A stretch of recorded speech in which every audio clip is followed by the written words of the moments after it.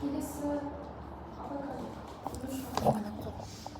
Бізде көркем мәтінді оқып, өлең жаттап келдік. Анаға деген сүйіспеншілік, жаңағы айтып кеткенімдей, анаға деген махаббат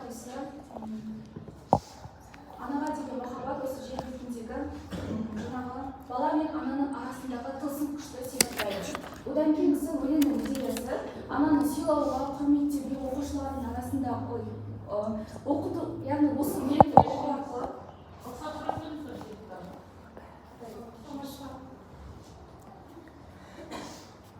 Директордың жарларына рұқсат алып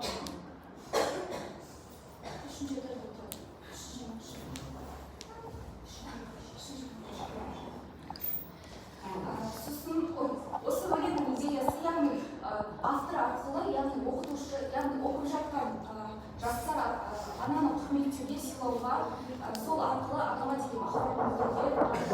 Одан кейінгі жанр түрі лирика, яғни өлең дегеніміз бұл қиыннан қиыстырылып үйлесімді бағытпен